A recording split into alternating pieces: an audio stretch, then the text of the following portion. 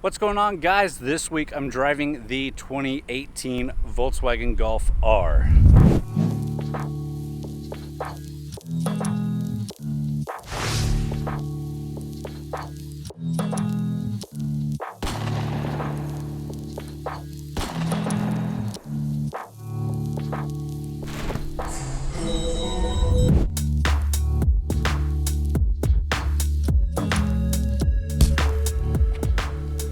So I drove the 2017 Golf R last year, but at the same time we had a Focus RS in the garage. So we thought it'd be a good idea to do a comparison between the two, and it was. We did a cool video comparing the two and which one I liked better.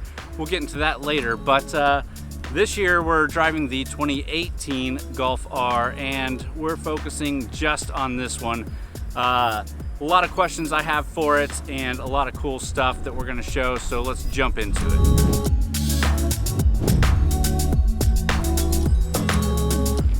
When I say I have a lot of questions, I really do, and I've got them all written down here on my phone, so we're going to try to go through them.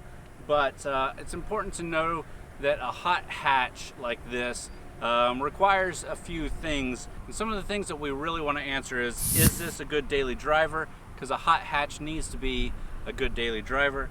Is it sporty enough to be your fun sports car to drive? Because a hot hatch needs to be hot and sporty.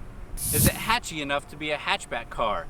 Can you get stuff in the back? Can you fit groceries and all the stuff that you need for your daily life and still have this as a usable car? And these are the questions that I want to answer.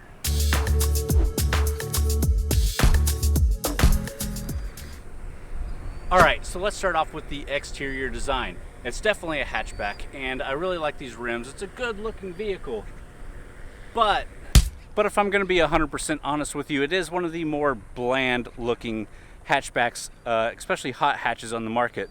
The Focus RS that we drove, comparing to this last year, looks a lot better. The Hyundai Veloster looks a lot better.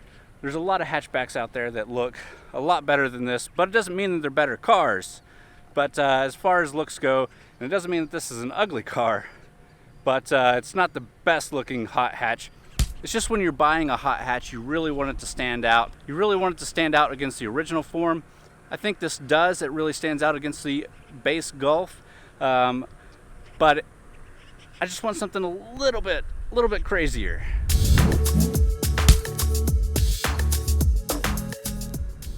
And this red color is called Tornado Red. It looks pretty good for red, but red's not really my color of car. I would grab it in the blue we had last year was really nice, but a white or black definitely suits my taste. Getting back to those wheels for a second, these are really nice 19-inch rims, and you've got some big rotors and calipers. And the calipers have a nice little R logo on them. Pretty nice looking.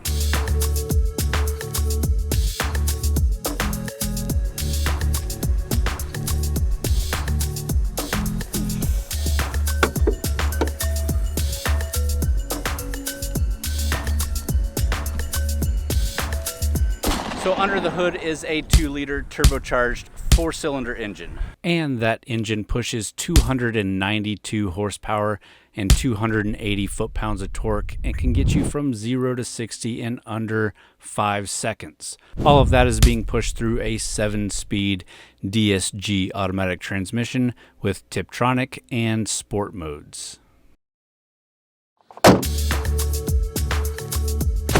All right, that's enough with the exterior. Let's jump inside, take a look at the interior, and then we'll take it for a drive and see what this car is really about.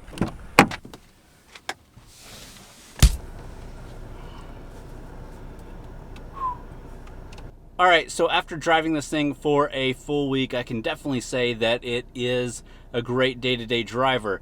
It's very comfortable to sit in, it's comfortable to drive. You get a lot of amenities. And really, that's my number one reason why this wins out against a lot of its competitors. It is a really great day-to-day drive.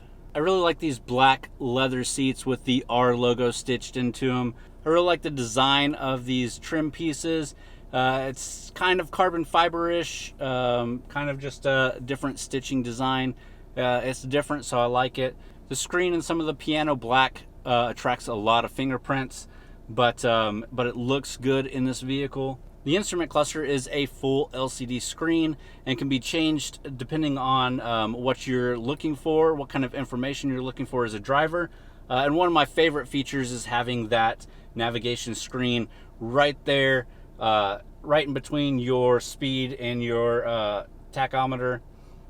Just like the Audi that we drove, just like a couple of other Volkswagens that we drove. I think it's a really great feature, and it just ups the cool factor.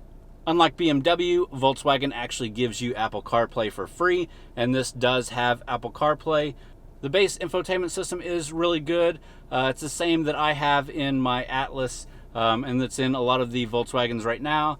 But obviously, hooking up CarPlay to your phone and controlling it that way, it just makes everything so much better. So this does have a Fender audio system, and it sounds pretty good. It's not a top-of-the-line system like Bose or any of those that you're going to get in the higher-up categories, but it sounds pretty good for what it is. You do get systems like lane keep assist and radar guided cruise control, two things that I really enjoy having in a vehicle for day-to-day driving, especially the radar guided cruise control. Set it as you're headed down the highway, it'll lock onto the car in front of you, and then you can just cruise and not worry too much about the slow down and speed up of traffic. So this is an automatic transmission and not the manual transmission, but you do get flappy paddles over here to shift gears manually. It's pretty good, but before we jump into it, let's just get started and take it out on a drive.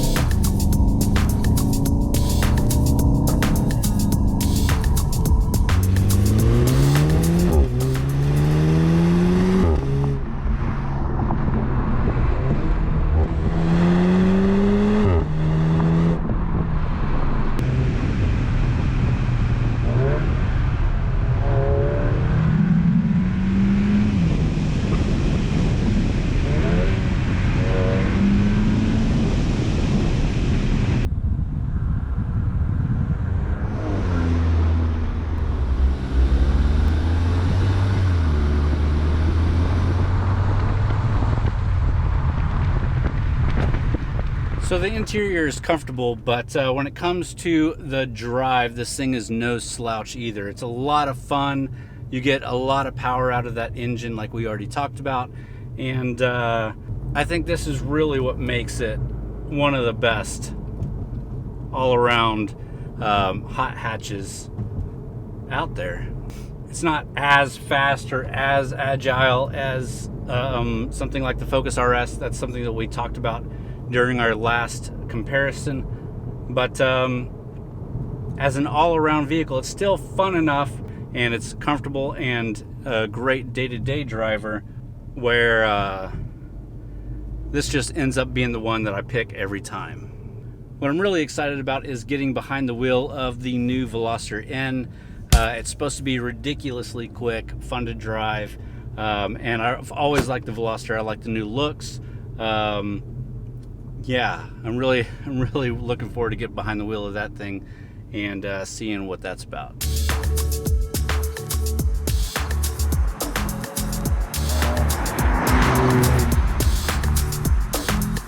Space-wise, there is a bunch of space in this thing. It's comfortable to be in the front seats. The back seats, I haven't had any complaints from the kids.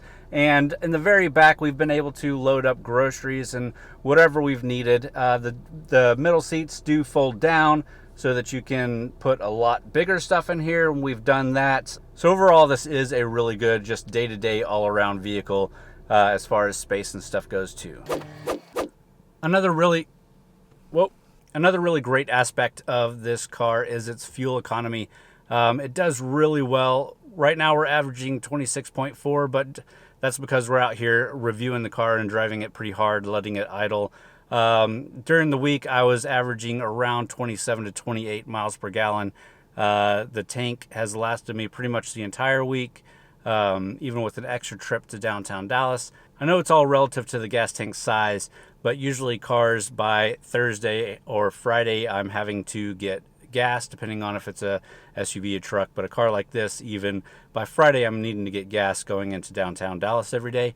This thing has lasted me right now. I haven't filled it up with gas at all the entire week, and I'm still little under a quarter of a tank of gas, averaging 27 to 28 miles per gallon for the full week. It's really good with fuel economy.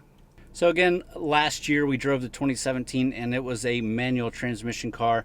This year is the 2018 and we have an automatic transmission. It's actually the DSG transmission, which is a really nice gearbox. Obviously I prefer a manual transmission, but one of my complaints, not really complaints, but things that I marked off the Golf 4 versus the Focus RS last year was the transmission and clutch. It felt more like it was geared for economy driving and not like race driving. With this DSG, it drives phenomenally. You can put it into manual mode and paddle shift, and it does really well. I'd still prefer a manual, but I'd prefer a better manual than what the base Golf R gives you.